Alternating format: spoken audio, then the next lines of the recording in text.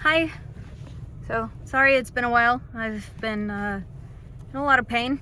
Got some nerve inflammation that just, it radiates down my whole arm from back here, but mostly it feels like someone's hitting me with a hammer, like right there.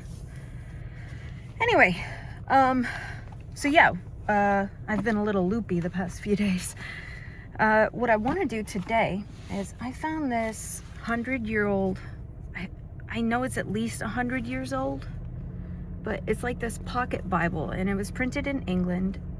It reads like the King James Version, so I'm going to assume that's what it is, because it says the red letter New Testament translated out of the original Greek, and with the former translations diligently compared and revised by His Majesty's special command, appointed to be read in churches.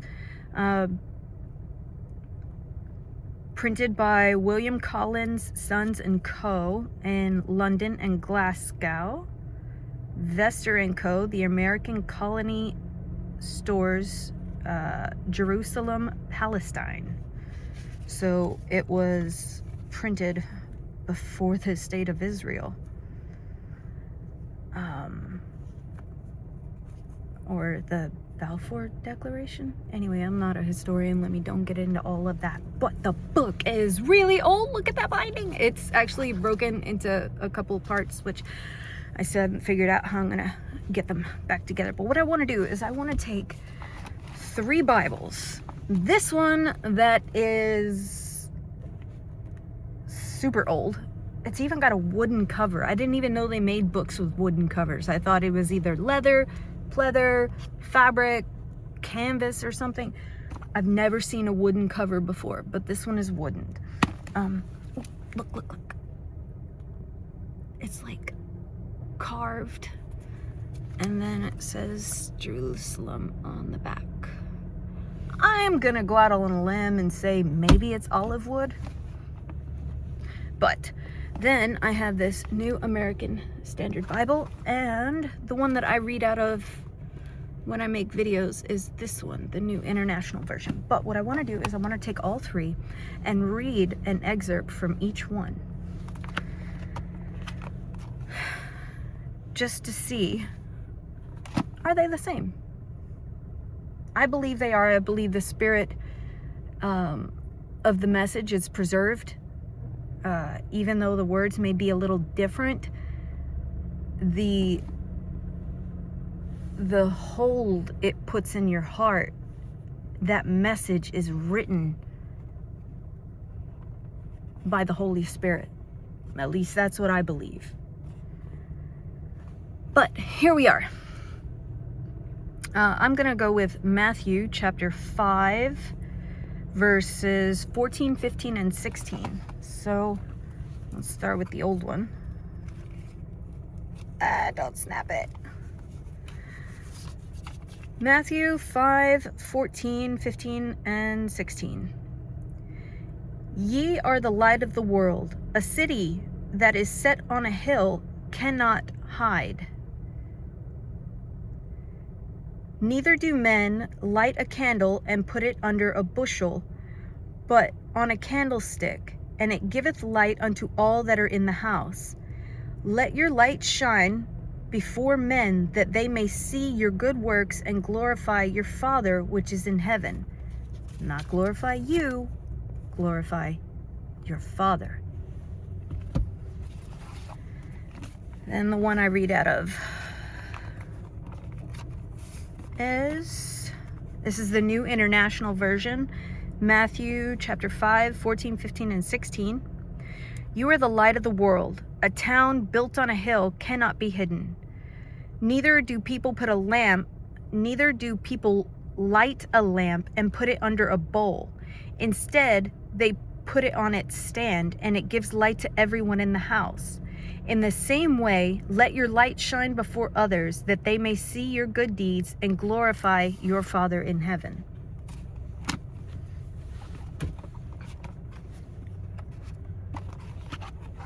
And this is the New American Standard. I think this was printed in 1997. But anyway, you are the light of the world. A city set on a hill cannot be hidden, nor does anyone light a lamp and put it under a basket, but on the lampstand. Ooh, you would not want to put a candle under a basket. Whoosh. And put it under a basket, but on a lampstand, and gives light to all who are in the house. Let your light shine before men in such a way that they may see your good works and glorify your Father who is in heaven. So all three of those say almost exactly the same thing. The King James Version is really hard to understand sometimes because it's that old thee and thou and haseth and odd language. It's language we don't use nowadays. But they all say we are called to be the light of the world. And the very first thing God said to us in Genesis actually was, you are free. So before I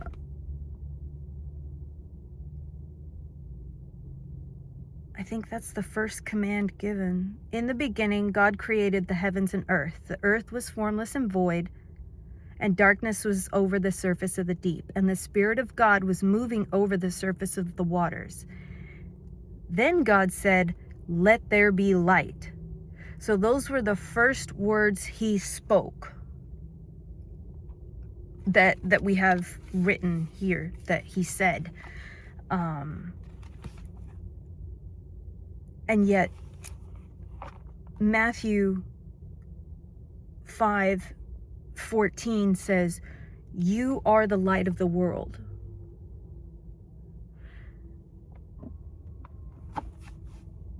I know there's a connection there, because light is not just sunlight, what we can see. There's forms of light we can't see. I don't think we can see infrared. There's like some other frequencies. Again, also not a super scientist. I fix cars.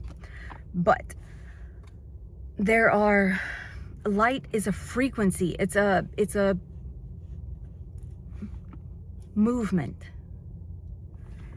And that's what God is calling us to be. So if he's calling us to be the light of the world, I think maybe it might be a good idea to investigate what forms of light are there. Like I said, not just sunlight, but what forms of light are there? Because that was God's first spoken word, was let there be light.